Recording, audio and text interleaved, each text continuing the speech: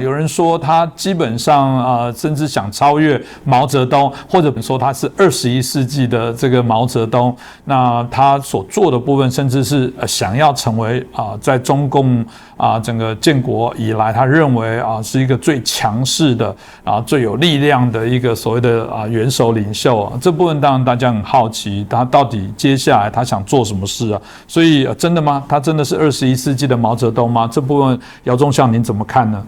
在这个战争中分析对方的军事统帅，是这个军事研究的一个很重要的一个项目。这个领导人的出身、经历、脾气，包括身体爱好，对战争起到了相当大的作用。这主帅的性格相当大。那么你现在讲到习近平。我们也可以从习近平他一生当中的经历看得出这个人他现在的脾气、性格和他所作所为。他13岁时候，他的父亲就被打倒，他那时候是一个也叫这个叫黑五类吧，也坐过牢，10几岁就把他放到了农村，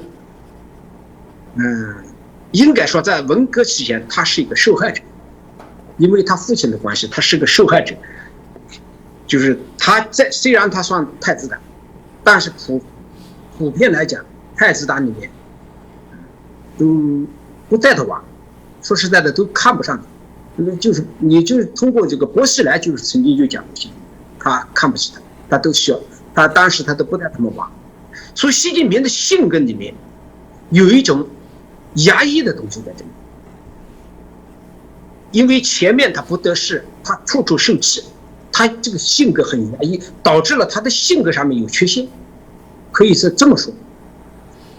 你说这个他想当21世纪的毛泽东根本不可能，他没有毛泽东的资历和历史地位，他根本就没有毛泽东那种开国元首的这种威望。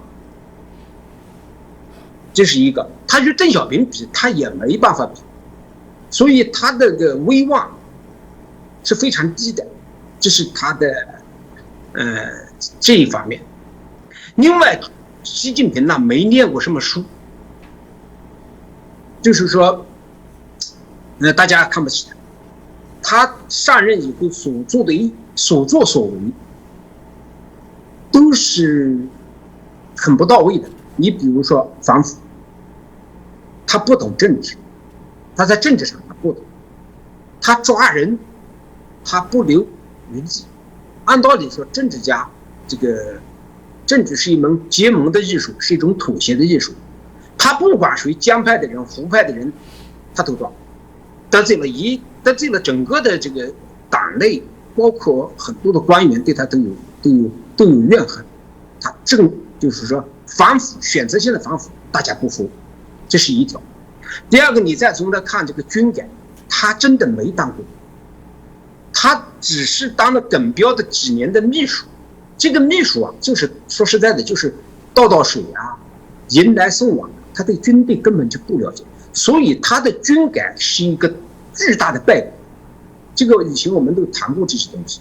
他军改的目的就是抓军权，杯酒释兵权，把军权抓在自己手里。让部队不形成山头，不对他有威胁。从战斗，军队是要打仗的，从战斗力角度来看，他的军改是失败的。所以中国的军队现在很乱，指挥机关一盘散沙，各个部队不怎么听他，他就是在陆军里面抓，他也没有抓好，他把山头搞没了。我以前讲过，军队是需要帮派，需要山头的。上阵父子兵，打仗亲兄弟，山头对军队是有利的。现在基本上中国的军队是一盘散沙，军长指挥不动师长，师长指挥不动团长，那么他也指挥不动军区司令。就是说，对军权这一块没有达到他的期望值。虽然他在军队抓了那么多人，是适得其反。那么再从经济上、外交上一系列的作为都是败笔。这么就无能。但是呢，他又好强出头，就是中国的有个古语叫色厉内荏，表面上很严的时候，他内心是很空虚的。你像就这一次这一段时间，从内层到外，外国他不敢，内部他也烦着，整天这个睡觉我估计都睡不好，好大喜功，刚愎自用。我们就不要讲很多了，他的下场是很惨的。就是说，对于习近平这个人来说，我们这个大家都应该看到。所以说，党内也好，军队也好，包括中国的很多老百姓都给他一个名字叫总加速师。这个实际上是中共元老们选错了人。习近平因为从小受过压抑，他一直很会装，他一直在装到什么时候呢？装到福建。他从福建出来的时候，开始扬眉吐气了。